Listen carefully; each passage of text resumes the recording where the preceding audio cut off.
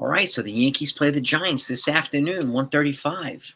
I got the lineup for you, but first, New York Giants mock draft.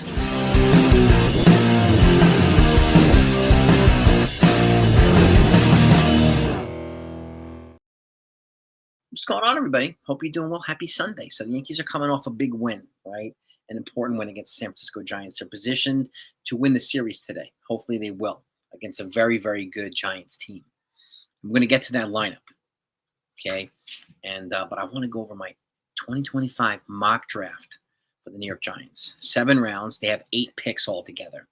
And for Giants fans, let me know what your thoughts are here too. Okay, let's get right into this. And again, if you're a baseball fan and a football fan and you're not subscribed to this channel, please make sure you do that right now. And please make sure you turn on your notifications too. That way we can talk about this when I go live. We can talk about anything you want to talk about in the live streams. And everybody's voices are always welcome. So it's fun when we have everybody bring in different viewpoints and different opinions. So it elevates the channel. It really, really does. And I thank you for it. So right now, they have the number 3 pick in the first round.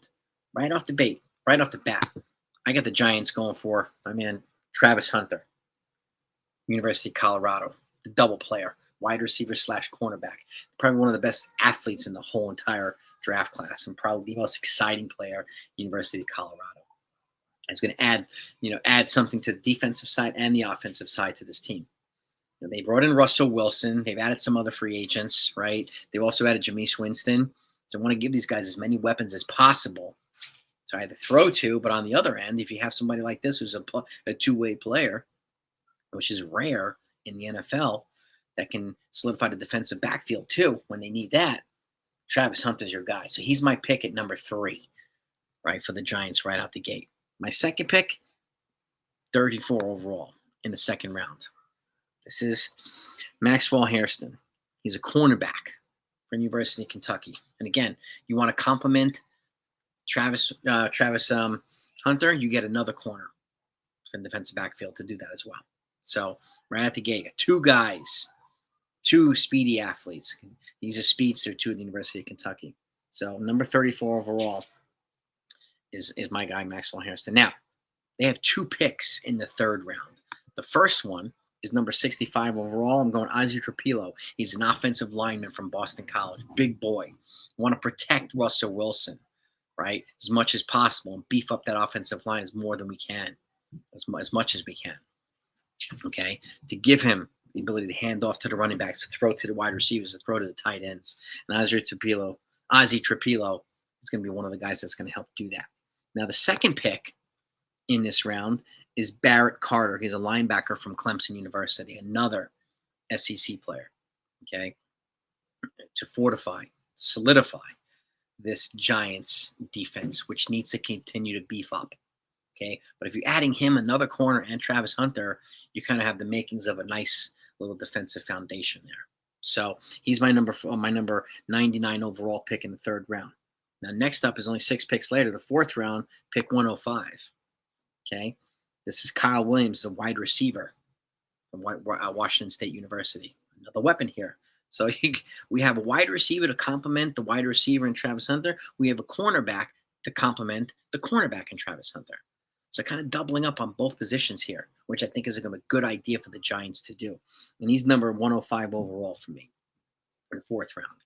Now, they have a 5th round pick, who's going to be Trevor Etienne, is a running back from the University of Georgia. Give Russell Wilson a nice athletic player from another player from the SEC to hand the ball off to.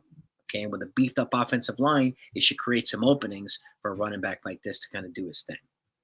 Okay, that's 5. Now, they've got 2 7th round picks. 219th overall. We're going to beef up that defensive line again with Eric Gregory from Arkansas, defensive tackle. Okay, fortify the defensive front, just like we fortified the offensive line earlier. And this is, to me, it's a balanced draft class, offense and defense here across the board, in key areas that they're going to need to beef up, or continue to beef up, I should say. And the last pick, which is 246 overall, this pick right here at Gregory is 219 overall, and the 246 pick overall is Colin Oliver. He's an edge rusher from Oklahoma State. Complement their other edge. Was it Brian Burns, I think his name is? They need to get another 2-man kind of wrecking crew.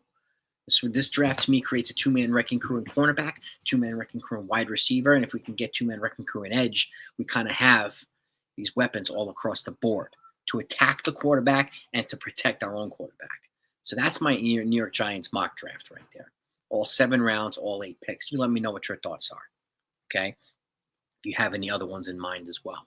And I'm going to be mock drafting a couple more teams as well as for requests from the members of the 161 families. But that's Giants right there. Now, let's get to today's Yankee lineup.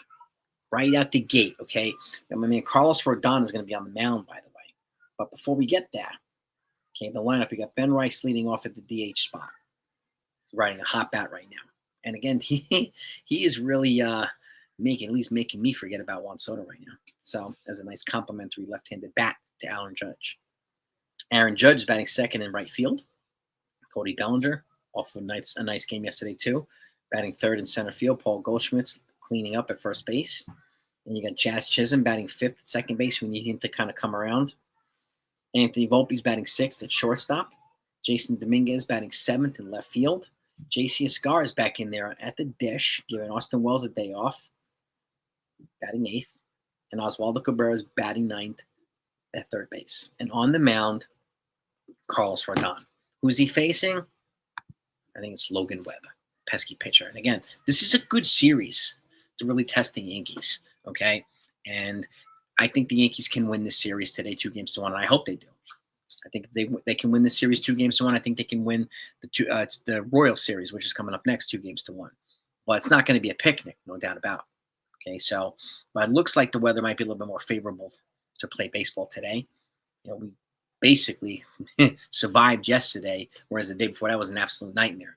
We should have some fresher arms today in the bullpen. Okay, after the guys will be used 2 days ago, should be available today.